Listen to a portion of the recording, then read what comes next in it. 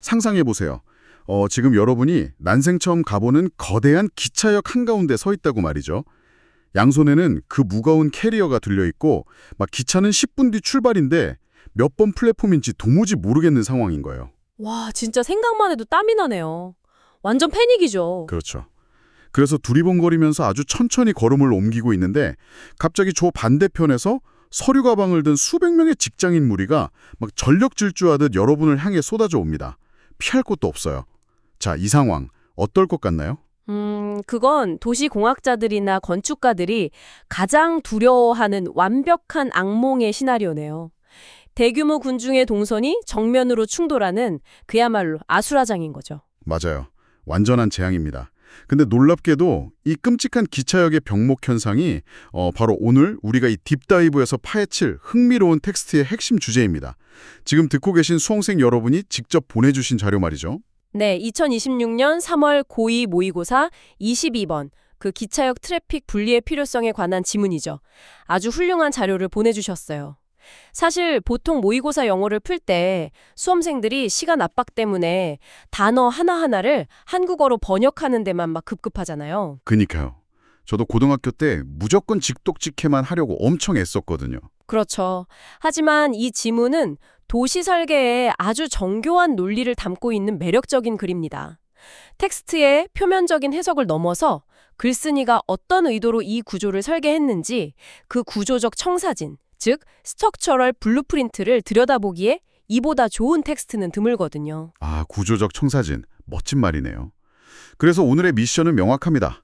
영어 지문을 단순한 시험 문제로 대하는 게 아니라 이 안에 숨겨진 도시계획의 논리와 출제자의 의도를 저희와 함께 해독해보는 겁니다. 네, 오늘 이 딥다이브가 끝날 때쯤이면 지금 듣고 계신 여러분은 텍스트를 읽는 완전히 새로운 매의 눈을 갖게 되실 겁니다. 좋습니다. 자, 그럼 지문의 전제부터 한번 뜯어볼까요? 글쓴이는 시작부터 역 안에 있는 승객을 두 가지 유형으로 완벽하게 분류합니다. 제가 영어로 한번 생동감 있게 읽어보죠. The usual intercity traveler moves slowly through the station area. 보통의 도시간 이동 승객, 즉 장거리 여행객은 역 안에서 아주 천천히 움직인다는 거네요. 네, 맞아요. 그리고 이어서 분위기가 확 바뀝니다. Commuters, on the other hand, are familiar with the route and are usually in a hurry. 반면에 통근객들은 경로에 빠삭하고 보통 엄청 서두른다는 거죠. 여기서 우리가 주목해야 할 지점이 있습니다. 글쓴이가 왜 하필 이동 속도랑 경로에 대한 친숙도를 기준으로 사람들을 나누었을까요? 단순히 묘사하기 위해서는 아닐 거거든요. 장거리 여행객들, 그러니까 인터시티 트래블러들을 생각해보죠. 이들은 왜 천천히 움직일까요? 단순히 마음에 여유가 있어서가 아닙니다. 짐이 무거워서 그런 거 아닐까요? 무거운 캐리어 끌고 막 빨리 뛸 수는 없잖아요. 물리적인 이유도 물론 크죠. 보내주신 슬라이드에 정리된 그 승객 유형 비교표를 보면 이 오렌지색 라인의 승객들은 수화물, 즉 배기지를 들고 있습니다. 짐이 있다는 건 한 사람이 차지하는 물리적 공간이 훨씬 넓다는 걸 의미하죠. 아, 풋프린트가 크다는 거군요. 맞습니다. 하지만 더 중요한 건 바로 인지적 과부하예요. 이들은 절차에 익숙하지 않아요. not familiar한 상태죠. 표를 어디서 사야 할지, 플랫폼은 어디인지 막 안내판을 읽고 정보를 처리하느라 뇌가 엄청 바쁩니다. 와, 뇌가 바쁘니까 당연히 걸음이 느려질 수밖에 없겠네요. 게다가 막 환승 기다리면서 밥도 먹어야 하고 편안한 좌석도 찾아야 하니까 공간에 요구하는 니즈가 아주 많고요. 정확합니다. 반면에 파란색 라인의 커뮤터, 즉 매일 출퇴근하는 통근객들은 상황이 완전히 다르죠. 이 사람들은 눈 감고도 개찰구를 찾을 수 있을 만큼 경로에 아주 익숙합니다. 짐도 거기 없고요. 리틀 올 놀 러기지 상태잖아요. 그렇죠. 이들의 뇌는 길을 찾는 데 에너지를 쓰지 않기 때문에 그야말로 무아지경으로 직진만 하는 겁니다. 이들이 여기라는 공간에 바라는 건 딱 하나예요. 다이렉트 액세스, 즉 목적지를 향한 가장 빠르고 직접적인 접근성이죠. 이거 듣다 보니까 수험생 여러분의 학교 생활에 딱 들어맞는 기가 막힌 비유가 떠오르네요. 3월 입학 첫날을 한번 생각해 보세요. 학교 지리균 몰라서 복도 한가운데 딱 멈춰서서 두리번거리는 무거운 백팩맨 1학년 신입생들. 하하, 맞아요. 그 친구들이 바로 인지적 과부하에 걸린 장거리 여행객인 거네요. 네. 반면에 4교시 종이 딱 치자마자 급식실을 향해서 앞뒤 안 보고 전력 질주하는 고3들. 뇌를 거치지 않고 척수 반사로 식당까지 뛰어가는 여러분이 바로 통근객, 커미터인 거죠. 아, 완벽한 비유입니다. 목적과 속도가 전혀 다른 두 집단이 이제 완성되었네요. 글쓴이는 이 극단적인 대조를 통해서 독자의 머릿속에 두 집단의 이미지를 선명하게 각인시킵니다. 수능 영어를 출제하시는 교수님들이 이런 전개 방식을 유독 사랑하는 이유가 있죠. 그럼요. 두 가지 명확한 변인이 주어지면 논리적인 인과관계를 만들어내기가 아주 좋거든요. 대조라는 수능 영어의 가장 클래식한 전개 방식이 바로 여기서 쓰인 겁니다. 기차역에서는 이 두리번거리는 1학년과 전력 질주하는 고3이 같은 공간에 있으면 안 되는 거잖아요. 아까 우리가 오프닝에서 상상했던 그 끔찍한 악몽이 현실이 되는 거니까요. 바로 그 지점에서 이 글은 단순한 현상 묘사를 넘어서 문제 제기로 넘어갑니다. 슬라이드에서는 이를 교차 지점의 문제라고 명명했네요. 수화물이 많고 느릿느릿한 오렌지색 라인과 빠르고 직선적인 파란색 라인이 중앙홀에서 확 섞일 때 말이죠. 맞습니다. 그 거대한 콘코르스에서 섞이면 어떻게 될까요? 글쓴이는 이를 conflict and confusion, 즉 충돌과 혼란이라고 불렀습니다. 동선이 꼬이면서 거대한 병목 현상, 그리드락이 발생하는 거군요. 진짜 물리적인 충돌은 물론이고 전체 시스템이 마비되겠어요. 그렇죠. 자, 문제가 이렇게 명확해졌으니 글쓴이는 당연히 그에 대한 해결책을 내놓아야 합니다. 여기서 이 지문의 심장 부이자 수험생이라면 반드시 형광펜을 쫙 그어야 할 핵심 주제문이 등장하죠. 호스트님, 한번 비장하게 읽어주시겠습니까? 네, 아주 중요한 문장이니 여러분 집중해서 들어보세요. These two types of traffic should be kept separate to avoid conflict and confusion. 이 두 종류의 트래픽은 충돌과 혼란을 피하기 위해 분리되어야만 한다. 와, 분리되어야만 한다. 단어 선택이 굉장히 단호하네요. 이 지문이 시험장 안에서 여러분에게 던지는 가장 강력한 시그널이 바로 그 조동사 should입니다. 수능 영어, 특히 대수능이나 평가원 모의고사에서 should나 must 같은 당위적 표현이 등장한다.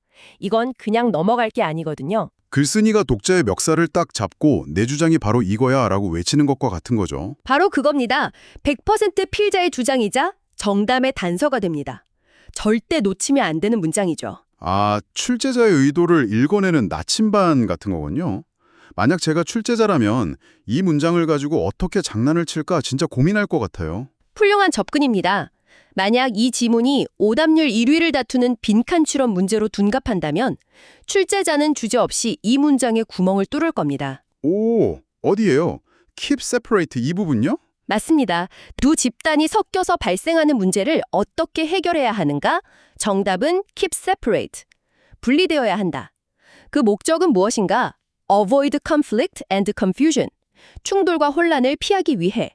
이 두 덩어리 중 어디를 빈칸으로 뚫어도 완벽한 논리 문제가 완성되는 거죠. 알겠습니다. 두 그룹을 분리해라, keep separate 해라. 뭐 이론적으로는 너무 완벽하고 깔끔해요. 하지만 약간 현실적으로 한번 따져보죠. 물리적으로 기차역에서 이 거대한 인파를 도대체 어떻게 분리합니까? 바닥에다가 뭐 여행객은 왼쪽으로, 통근객은 오른쪽으로 걸으세요라고 선을 그어놓는다고 사람들이 말을 듣나요? 절대 아니죠. 아주 예리한 지적입니다. 독자들도 당연히 똑같은 의문을 가질 테니까 글쓴이는 자신의 주장을 뒷받침할 구체적이고 현실적인 예시를 제시해야만 합니다. 슬라이드에 정리된 세 가지 해결책을 보면 도시공학자들이 이 문제를 얼마나 구조적으로 접근하는지 알 수 있어요. 첫 번째 솔루션은 대형역의 케이스네요. 뉴욕의 유명한 그랜드 센터 터미널이 언급되었어요. 여기 슬라이드 그림을 보니까 아예 층 자체가 달라요. 통근 열차와 도시간 열차가 다른 층에서 도착하고 출발한다. 와, 아예 동선이 교차할 가능성 자체를 원천 봉쇄해버리는 거네요. 맞습니다. 1층은 통근객 전용 후 지하 1층은 여행객 전용 이런 식으로 different levels를 사용하는 거죠. 자본과 공간이 충분할 때 쓸 수 있는 가장 입체적이고 완벽한 분리 방법입니다. 그렇다면 그 층을 여러 개로 나눌 만큼 예산이나 부지가 넉넉하지 않은 소형 역은 어떨까요? 두 번째 솔루션이 바로 그걸 다룹니다. 층을 나누는 대신에 평면 위에서 승강장 자체를 별도로 사용하게 하는 거예요. Separate platforms. 아, 별도의 승강장이요? 그리고 뒤에 아주 흥미로운 조건이 하나 붙어 있어요. 두 개의 동선이 서로 교차하지 않도록 동선이 유도되어야 한다. 그러니까 two lines of movement do not cross. 그 X자로 엇갈리는 교차점을 아예 없애버리도록 동선을 짜는 거군요. 정확합니다. 핵심은 대형역이든 소형역이든 서로 다른 목적을 가진 집단의 동선이 절대 겹치지 않게 물리적으로 격리한다는 그 본줄에 있죠. 그런데 이 글은 여기서 한 발짝 더 나아갑니다. 역구조를 아무리 기가 막히게 지어놔도 결국 사람들이 자기가 가야 할 길을 스스로 찾지 못하면 방황하게 되잖아요. 그럼 길 먹고 서 있으니까 다시 병목이 생기겠죠? 아, 그래서 마지막 세 번째 솔루션이 등장하는 거군요. 마지막 문장을 제가 한번 읽어볼게요. Clear and concise direction and routing signs and other means of channelization are desirable. 네, 명확하고 간결한 방향 안개 및 동선 표시판, 그리고 기타 흐름을 유도하는 수단들이 바람직하다는 문장이죠.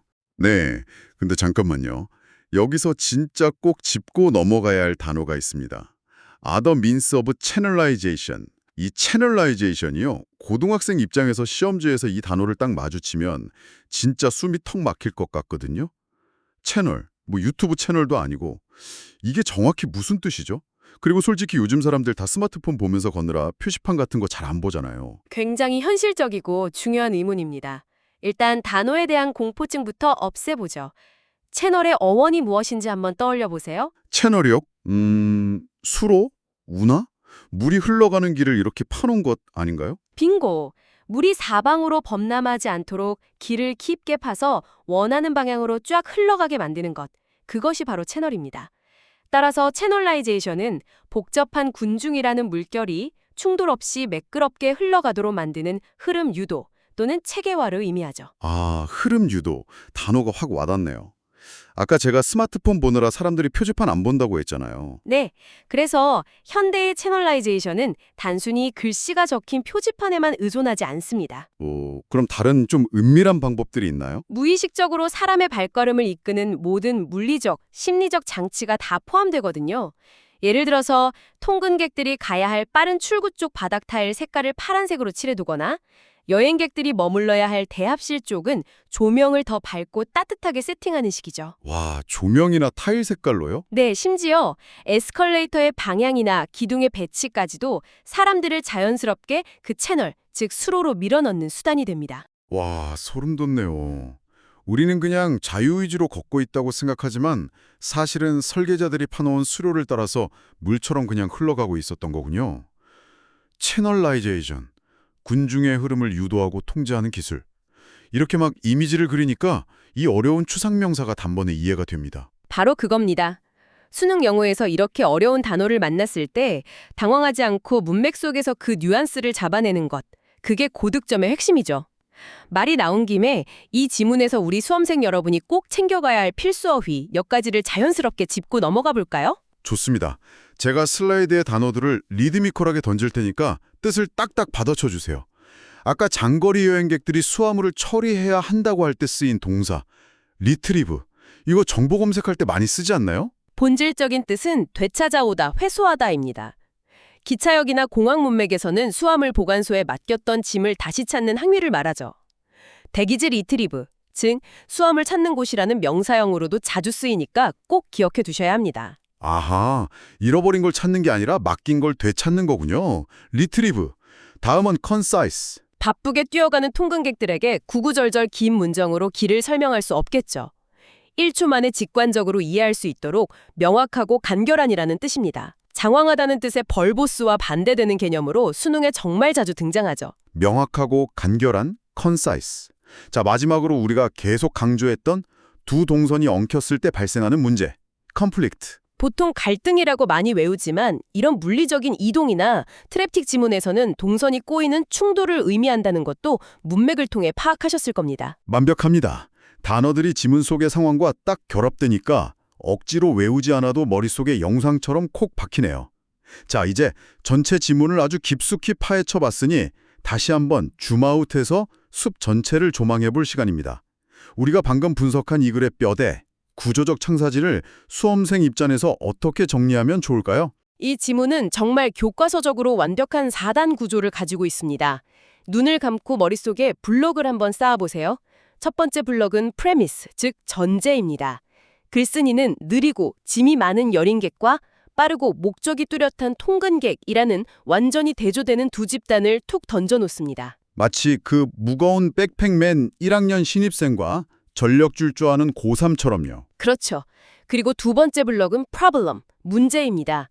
이 이질적인 두 집단이 중앙홀에서 섞일 때 병목 현상과 충돌이 발생한다는 위기 상황을 제시하죠. 여기서 텐션이 쫙 올라갑니다. 그리고 이 글의 하이라이트인 세 번째 블록, thesis, 주제가 등장하죠. 이 두 트래픽을 반드시 분리해라. should be kept separate. 맞습니다. 문제를 제기했으니 강력한 해결책을 내놓은 것이죠. 그리고 마지막 네 번째 블럭에서 examples, 즉 예시로 자신의 주장을 탄탄하게 뒷받침하며 글을 닫습니다. 대역력은 층을 나누고 소역력은 승강장을 분리하고 표지판과 채널라이제이션으로 흐름을 유도하라. 전제, 문제, 주제, 예시. 진짜 단 하나의 문장도 호투로 쓰이지 않은 낭비 없는 완벽한 구조네요. 와, 이렇게 들으니까 지문 하나가 정교하게 설계된 기차역 건축물 그 자체 같아요. 네, 그런데 사실 이 완벽한 구조가 실제 수능 시험장에서는 수험생들을 공격하는 무기로 변신하지 않습니까? 아, 그렇죠. 출제자들은 이 뼈대를 어떻게 이용해 먹을까요? 우리 수험생 여러분을 위한 실전 꿀팁이 필요합니다. 그래, 논리적 구조가 탄탄할수록 출제자들은 그 뼈대의 관절 부위를 건드리는 문제를 내고 싶어 합니다. 대표적인 것이 바로 수험생들이 가장 까다로워하는 문장 삽입 유형이죠. 아, 네모 박스 안에 문장 하나 덜렁 던져주고 다음 문장에 들어가기에 가장 알맞은 곳을 고르시오 하는 그 악명 높은 유형요. 맞습니다. 만약 이 지문을 문장 삽입 문제로 낸다면 출제자가 가장 탐낼 만한 관절이 어딜까요? 바로 지문 전반부에 등장했던 이 문장입니다. Commuters, on the other hand, are familiar with the route. 반면에 통근객들은 경로에 익숙하며 아하, 아까 우리가 대조의 시그널이라고 강조했던 on the other hand가 들어간 문장이네요. 빙고, 이 문장은 오렌지색 여행객 이야기에서 파란색 통근객 이야기로 화면이 딱 전환되는 완벽한 축, 즉 피벗 역할을 합니다. 만약 이 문장이 박스 안에 제시되었다면 여러분은 앞뒤로 어떤 내용이 올지 미리 예측할 수 있어야 합니다. 논리적으로 생각해보면 반면에 라는 말이 있으니까 이 문장 앞에는 통근객과 정반대의 특징을 가진 사람들, 즉 느리고 길을 잘 모르는 장거리 여행객들의 이야기가 한창 진행되고 있어야겠네요. 그렇죠. 그리고 이 문장이 꽂힌 바로 다음부터는 바쁘고 짐이 없는 통근객들에 대한 설명으로 내용이 확 넘어가야 하고요. 완벽한 추론입니다. 지문을 처음부터 끝까지 한국어로 완벽하게 번역하지 못했더라도 on the other hand라는 연결어의 물리적 기능과 앞뒤 내용의 대비만 딱 파악하고 있다면 10초 만에 정답의 위치를 짚어낼 수 있습니다. 와, 구조를 볼 줄 아는 학생과 해석에만 매달리는 학생은 여기서 진짜 엄청난 시간 차이와 점수 차이를 내게 되겠네요. 네, 숲을 보는 눈을 가지면 출제자가 판원 함정이 오히려 정답으로 가는 힌트가 되는 거죠. 그를 진행하면서 저도 정말 많은 걸 느꼈습니다. 처음에 이 슬라이드를 봤을 때는 그냥 따분하고 답답한 모의고사 문제일 뿐이었는데 출제자의 시선에서 해부해보니까 생각보다 훨씬 치밀하고 재미있는 지적 게임이었네요. 수험생 여러분도 수능 영어 지문을 단순히 암기해야 할 고통스러운 과제물로 여기지 않으셨으면 좋겠습니다. 오늘 우리가 분석한 Separating Station Traffic처럼 퀄리티 높은 글에는 다 그렇게 쓰인 논리적 이유가 존재하거든요. 맞아요. 그 이유를 찾아내는 훈련을 반복하다 보면 어느새 글을 읽는 속도와 정확도가 비약적으로 상승할 겁니다. 결국 수능 영어는 텍스트를 매개로 출제자와 여러분이 벌이는 논리적 스파링이니까요. 쫄지 마세요. 여러분은 이미 훌륭하게 이 게임의 규칙을 이해하고 있습니다. 네, 자신감을 가지셔도 좋습니다. 자, 오늘의 딥다이브를 마무리하면서 하루 종일 책상에 앉아있을 여러분의 뇌를 리프레시해줄 도발적인 생각거리를 하나 던져드리고 싶네요. 오, 흥미롭군요. 어떤 내용이죠? 오늘 우리는 기차역에서 벌어지는 은밀하고 영리한 분리의 기술, 채널라이제이션에 대해 배웠잖아요. 그런데 이 기술이 과연 기차역에만 존재할까요? 내일 학교에 가실 때, 혹은 주말에 거대한 복합 쇼핑몰에 갔을 때, 아니면 지금 당장 매일 습관적으로 켜는 스마트폰 앱의 UI를 한번 유심히 관찰해 보세요. 물리적 공간뿐만 아니라 디지털 공간에서의 동선 유도까지 확장해서 생각해 보자는 거군요. 그렇죠. 서로 다른 목적을 가진 사람들의 동선이 꼬이지 않게 하려고 혹은 사람들을 특정 방향으로 유도하기 위해 우리 주변의 공간들은 어떤 교묘한 채널라이제이션의 기술을 숨겨두고 있을까요? 예를 들어 왜 백화점 1층에는 화장실이 없을까요? 그것도 일종의 동선 유도죠. 네, 그리고 왜 대형마트의 에스컬레이터는 한 번의 층별로 쭉 이어지지 않고 삥삥 돌아가게 설계되어 있을까요? 왜 쇼핑앱의 결제하기 버튼은 항상 화면 맨 아래 고정되어 있을까요? 일상의 모든 것이 구조와 논리의 산물이라는 걸 깨닫게 해주는 아주 훌륭한 질문입니다. 오늘 배운 내용을 이렇게 여러분의 현실 세계에 대입해 본다면 이 지문의 논리는 수능 날까지 절대 머릿속에서 날아가지 않을 겁니다. 네, 여러분의 일상 전체가 하나의 거대하고 매력적인 수능 영어 지문이 될 수 있습니다. 우리 주변에 숨겨진 그 은밀한 수로 채널들을 한번 찾아보시길 바랍니다. 오늘 저희가 함께한 이 깊은 몰입의 시간이 수험생 여러분의 목표를 향한 동선을 꼬이지 않게 만들어주는 명확한 채널라이제이션이 되었기를 진심으로 응원합니다. 지금까지 여러분의 지적 성장을 돕는 딥다이브였습니다. 멈추지 말고 계속해서 파고들고 일상을 향해 질문하세요.